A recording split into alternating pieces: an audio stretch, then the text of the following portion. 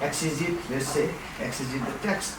So I've taken my favorite text, Matthew's Gospel, Matthew chapter 8, 1 to 4. Just few verses, just 4 verses I've taken. So I'll be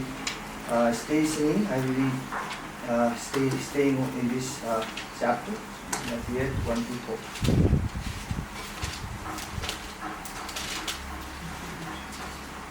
Matthew's Gospel, Matthew 8, 1 to 4. It says like this, let me read it for all of us.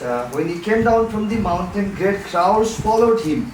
Verse 2, and behold, a leper came to him and kneeled before him and saying, Lord, if you will, you can make me clean. Verse 3, and it says, and he stretched out his hand and touched him, saying, I will be clean. And immediately his leprosy was cleansed.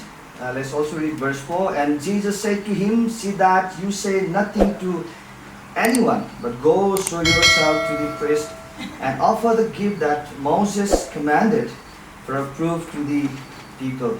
Amen. I think this text is short, but is loaded with tremendous Christology, the theology, the treasures. So I'll be trying to excavate and exegete those treasures within the limited time.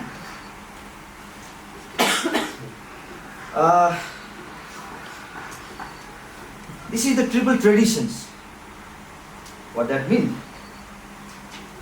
This text can be, this account can be, this pericope can be also found in other synoptic gospels like Mark 1, 40 to 45. But I will be projecting, I will be portraying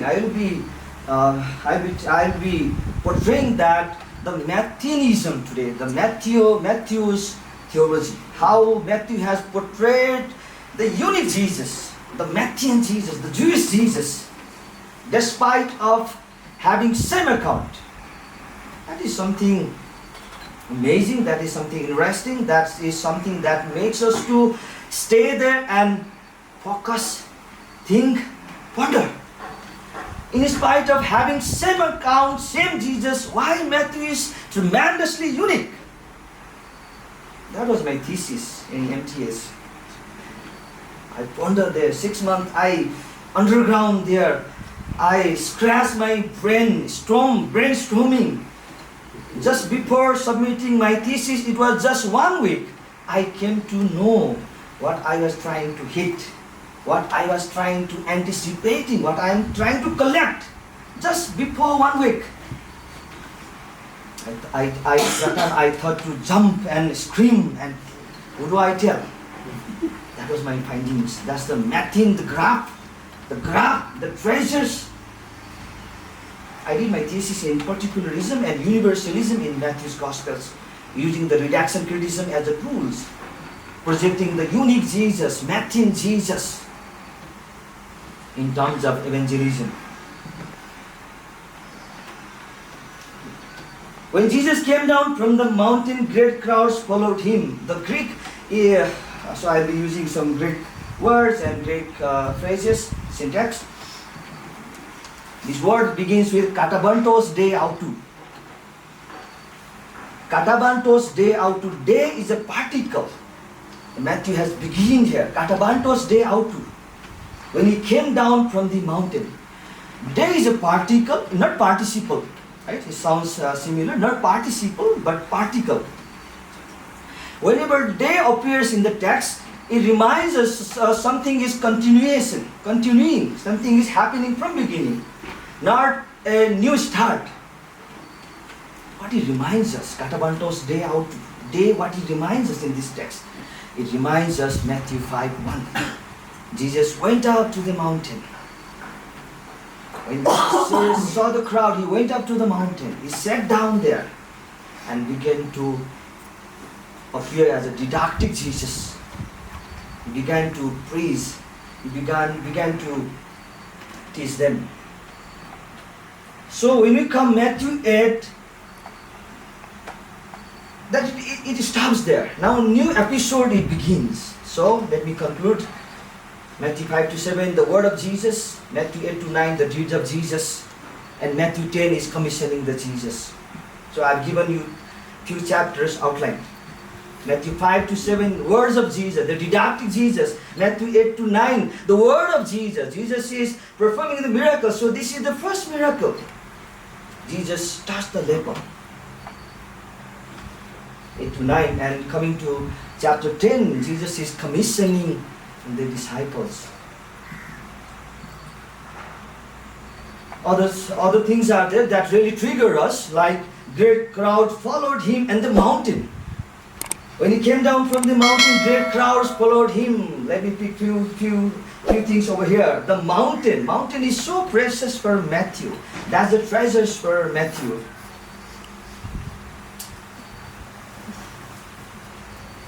If you compare, if you synopsis, I think that word would be better to use. If you synopsis Matthew 8, 1 to 4 and Mark 1, 40 to 45.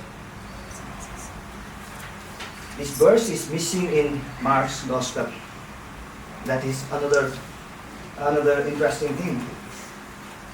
Why this verse is not there? Why Mark doesn't speak pertaining the mountains and following crowds or the stuffs? This is the Mattheanism.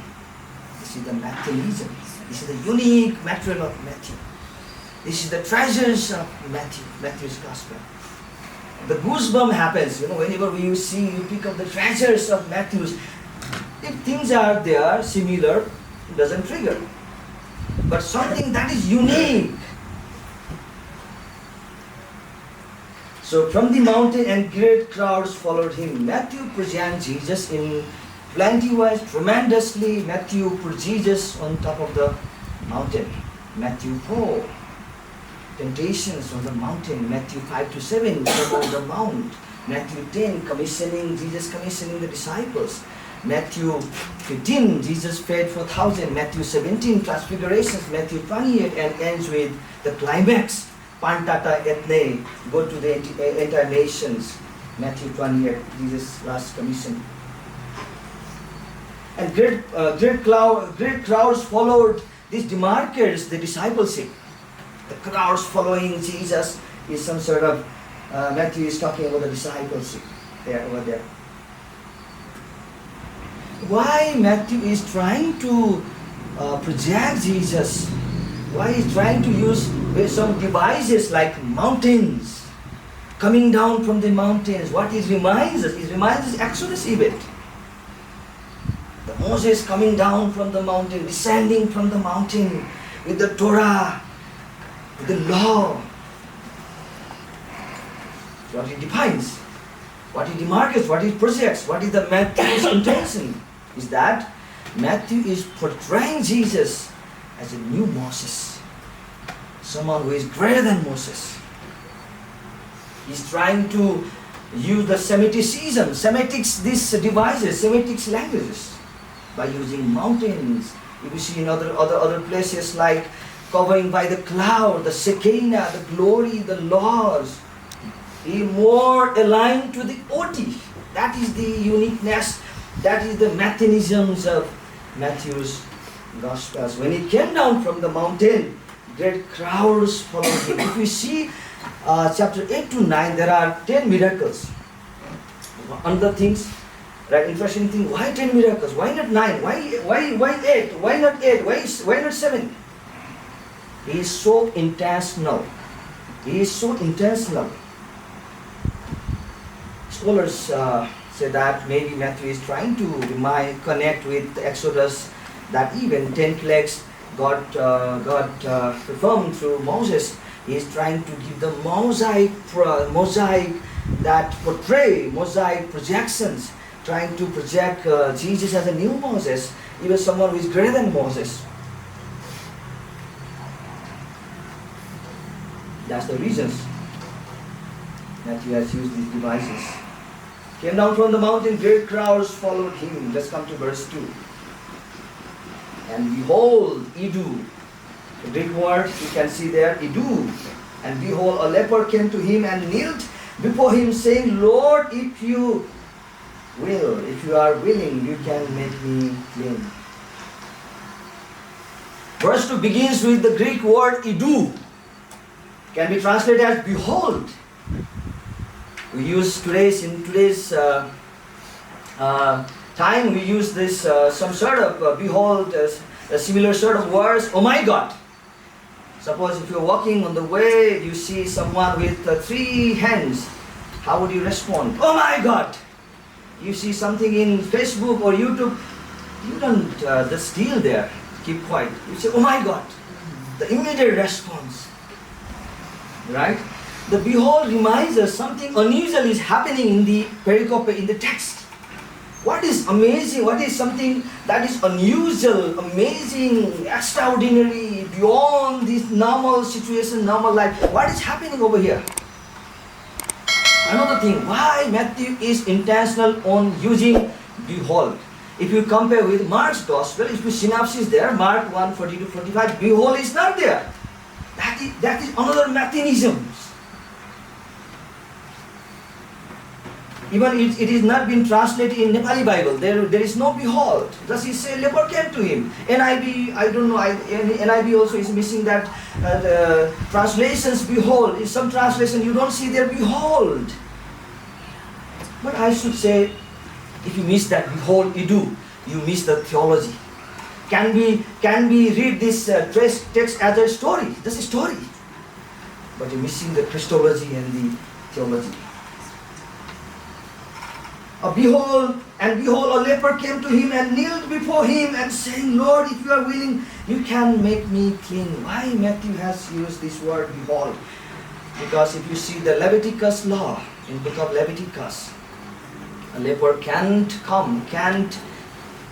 cross the fence to the congregations. If someone been a leper, if someone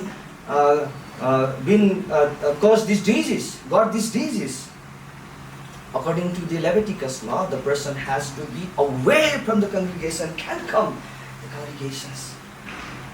Because leprosy is considered as unclean, cursed. You've been cursed.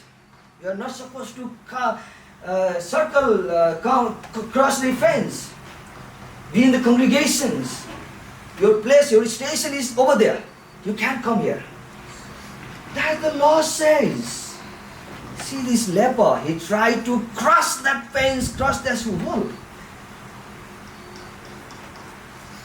He was not supposed to do that, but he did. He took risk. Many times numerous times I have preached from the text. In some point of time I have preached from the discipleship perspectives. Matthew has brought lots of discipleship contents. It's been loaded.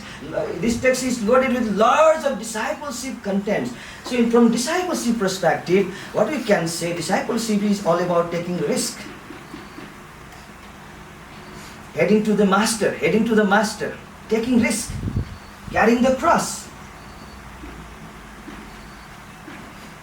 So he took risk. So he crossed that fence. He broke the law. Leper came to him and kneeled before him and saying, Lord, if you are willing, you can make me clean. Let me throw some other treasures from this verse 2. Another significant words that Matthew has used in verse 2. The English translation says, the leper came to him. I'm not enough eloquent with that translation. I'm not enough. I feel something is missing there. He not just came. He prosekuneio. Matthew has used the Greek word prosekuno. Prosekuneo means worship. He not just came and kneeled before him. Another interesting thing, if you can check Greek, you can exegete, you can synopsis in Greek Bible, with the Mark, similar accounts. Mark hasn't used that word prosekunio. That is some other interesting things. Mark hasn't used. Mark just says the leper came to him and kneeled before him. But Matthew says he not just came and kneeled before him. He prosyokuneo. He prosyokuno means worship Jesus. Intentionally he has used that word prosyokuneo. Why? Why Matthew is so intentional on using the prosyokuneo? Matthew begins his Gospels with the worship of the infant Jesus, prosyokuno. Matthew ends his Gospel with the worship of exalted Jesus, Matthew 28, the prosyokuno. This is the outline of the Matthew Gospel. Matthew 1, Matthew 8, Matthew 28. Prosyokuno, prosyokuno, prosyokuno.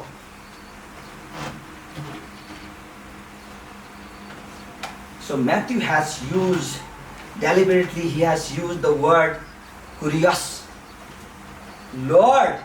But that is missing in other Gospels, in Mark and Luke. And behold, a leper came to him, he told, Lord, if you are willing, you can make me clean. So he has deliberately, he has used these two words, prosyokuno and kurios. So these are interconnected.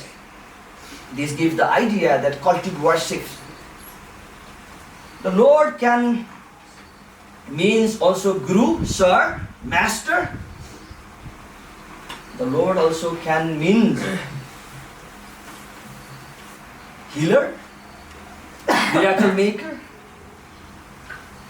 The Lord kurios can be used just to address some significant people. The Lord kurios can also means the divine, the divinity, the theos. But I don't think Matthew is trying to say Jesus, trying to address Jesus just as a sir, just as a guru, just as a professor. It's more than that. So what is Matthew's intention, Matthew's projection? So Matthew is not confining Jesus just as a miracle maker. He is trying to project the high Christology. Verse 2, he speaks all about the high Christos, Christ from above, the high Christology. The divinity Jesus, the divine nature of Jesus. He is more than just a miracle maker. He is more than a guru, the teacher, professor. Who is he? What is the Christological image? He is the one who can turn the curse to the blessings. He is the one. Nothing is impossible for him. What it says, Lord, if you are willing, you can make me clean. If you are willing, you can turn this unclean to clean. You can turn this curse to blessings. So what it defines, what it demarcates, he is God. He is not just a miracle maker. Not just a miracle maker, the high Christology, the high Christos, the sophisticated, the Son of God, the Messiah, the Logos, in arche and hologos, John 1:1.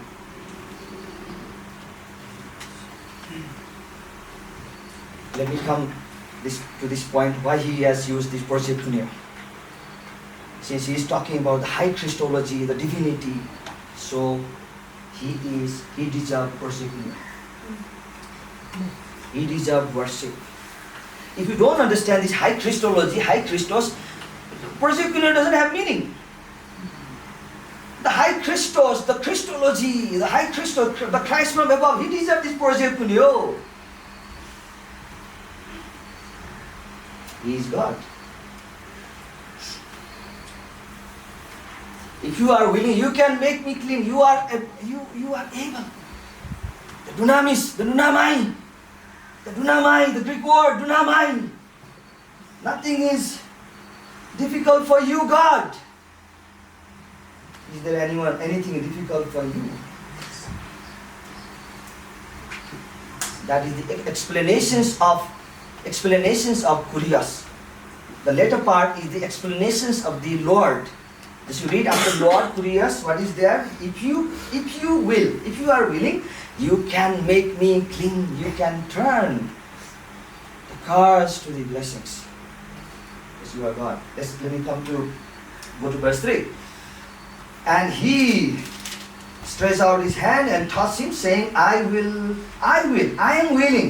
I desire, I delight. Be clean. And immediately his leprosy was cleansed. Gone away. Gone away. Jesus might have been the first person who had touched this leper.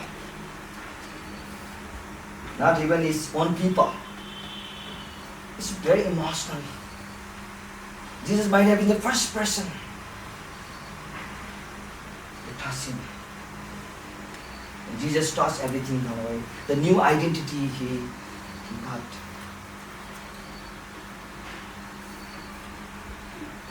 So Matthew has used double expressions. You can see there. First thing, what are the double expressions? And first he stretches out his hand and he touched him. So Jesus could have given just a word. Be healed. Why he had to touch? Why not just touch? Why he had to stretch out his hand first and he touched? That's called double expressions in Greek grammar. It says double expressions. That shows, that means attitude, concern, love, desire, willingness. Willingness for what? Someone who is being clean, holy, trying to touch the unholy. If suppose you are traveling in bus or somewhere you are there, some beggar came there, very powerfully smelling. Someone came to beside you, and how do you respond? Frankly speaking, difficult for me, difficult for us. It is an English word, the odor, right? Odor. It's very difficult, hard to bear. We try to go away. Why Jesus had to touch? He could have just given a word. That shows his willingness. That shows the attitude of Jesus toward marginalized, the destitute, dysfunctional. I am willing to touch, being a God, being a high Christos. So verse 2 is all about the high Christology, and verse 3 is all about the low Christology, the humanity of Jesus, being one among them. Jesus became one among us. He sat this with the sinner, he ate with the sinner. That is our God. That is our God. He left everything and came down to the earth, the cosmos, and he became one among us. He sat with us, ate with us. Not only that, he delights to touch a person who is unclean, unholy, the cursed, being cursed. Immediately his leprosy was cleansed, and Jesus said to him, see that you say nothing to anyone, but go show yourself to the priest and offer the gift that Moses commanded to the people. Before I close, let me give you three things as a kind of applications from the discipleship perspectives. First things, we can see the discipleship, this insight in this text. The first thing is discipleship is all about taking risk. He desired, he loved to come to Jesus. So he did it. Second thing, from verse 2 itself, admitting, accepting the lordship of Jesus. This is very powerful. This is very powerful, lordship of Jesus. How have we understood Jesus? What sort of lordship pertaining Jesus that we have perceived, that we have comprehended? Lordship is all about the surrender. So what percentage we have surrendered ourselves unto Jesus? What do you mean lordship? Lordship is, surrender is, if I should say in simple definitions or simple terms, I should say in this way, lordship is having that sort of heart, that sort of mindset that I am nothing, Jesus is everything. I may have everything. I may have house, I may have car, I am able.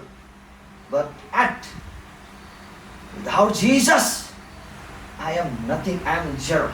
That need to be our aspiration, that need to be our heart, that need to be our everyday prayer. Lord Jesus, I have everything. but without you I am empty, I am nothing, I am a wilderness, desert. That is a surrender, that is a worship. That will glue us, that will glue us. That sort of mindset will glue us with Jesus. We won't leave Him, we won't leave Him. We won't leave Him. Third thing, discipleship. So, taking risk, lordship. And from verse 3, the obedience. And Jesus said to go and so do things, and He went, and you see the account that He has followed obedience. So taking risk and confessing the lordship of Jesus, applying the lordship of Jesus in our life. Let His lordship, let our life be dominant. Let our life be conquered. Let our life be dominant by His lordship. In every way, the way we decide, the way we perceive, the way we think, everything. Let His lordship dominate our life.